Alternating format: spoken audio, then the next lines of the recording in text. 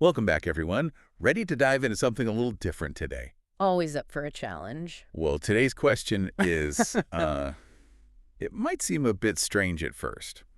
Okay. We're asking, what was Africa free from before colonization? Whoa. I know, right? It's kind of a head scratcher. It is, yeah. You don't usually see it phrased that way. Exactly. It makes you rethink, how we usually frame history. It makes you realize how ingrained certain perspectives are. Yeah, for sure. And that's kind of the point of this whole deep dive, right? Challenging those perspectives. Looking beyond the usual narratives. Absolutely. Yeah. And to do that, we've got some amazing material to work with. Yeah. You know, Yeah. really eye-opening stuff. Some great articles. Articles, yeah. And, well, And, some of those older texts, too, right? right.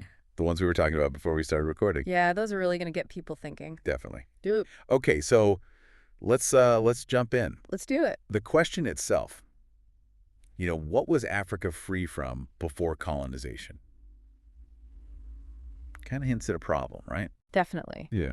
Yeah, it implies that the main thing to know about pre-colonial Africa is that it wasn't colonized. Right. Like Wow. that's the defining characteristic. Yeah, as if Africa was just sort of waiting around, for something to happen to it. Exactly. Instead of being this incredibly dynamic place with its own rich history and cultures. So many different societies and empires and traditions. Absolutely. Okay. So how do we start to uncover all that? Where do we even begin? Well, I think one of the most powerful ways to counter that limited view is to look at the actual achievements of pre-colonial Africa. Yeah. Show, don't tell, right? Exactly. And there are so many examples to choose from, but one that really stands out to me is Great Zimbabwe.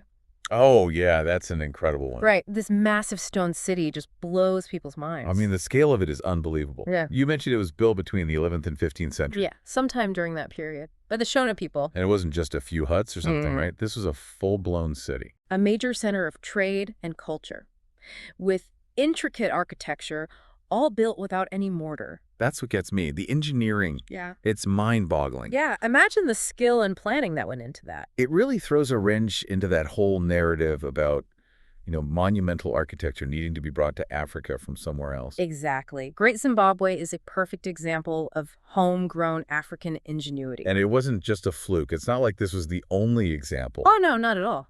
All across the continent, you find evidence of complex societies with sophisticated systems of governance, trade technology. So instead of asking what Africa was free from, maybe a better question is, What was Africa free to do? yes, what were the possibilities that existed before colonization? Exactly. What were people building? What were they creating? What were their aspirations? It's like we're shifting the focus from absence to It's presence. from lack to abundance. Love that. Yeah. Okay, so let's get specific. You mentioned the Mali Empire earlier, Oh, yeah. and Mansa Musa, his pilgrimage to Mecca in 1324. Now, that was a journey for the history books.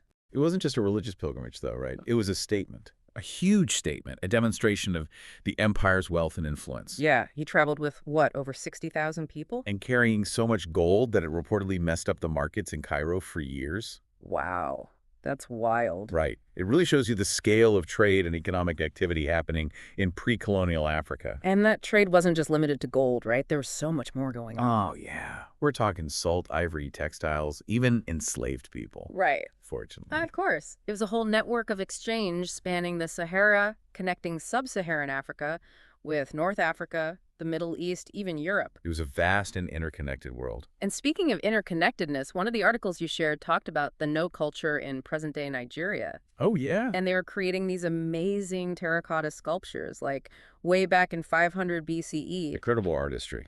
What can we learn from their art? And what does it tell us about them? Well, for one thing, it shows a mastery of technique and form. The details and expressions on those sculptures are just phenomenal. Yeah, and they weren't just making random shapes right. There were specific themes and figures. Right. The sculptures give us glimpses into their beliefs, rituals, social hierarchies. Like those figures with the elaborate jewelry and headdresses. What were they all about? Well, those suggest a complex social structure with different levels of status and power, maybe even some early forms of royalty. It's amazing how much we can piece together from these fragments of the past. It's like putting a puzzle together with each piece telling its own little story.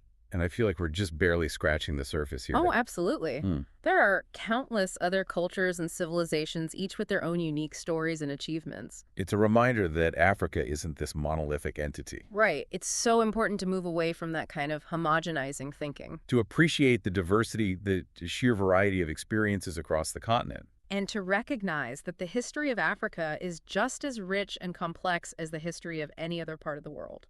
So as we wrap up this deep dive, what should we be taking away from all this? What's the big picture here? I think the main takeaway is to remember that the question, what was Africa free from before colonization, is the wrong question to be asking. Because it focuses on what was missing instead of what was present. Exactly. We need to shift our perspective and start asking what Africa was free to do, to create, to achieve, to become. To explore all the possibilities that existed. Exactly. And to recognize the immense contributions that African societies have made to human history. And that exploration, that's something we all can be a part of. It's a journey of discovery that never really ends. Well said. Well said. That's a great place to leave it, I think. Sounds good to me. So to all our listeners out there, keep exploring, keep questioning, keep learning, and we'll see you next time for another deep dive.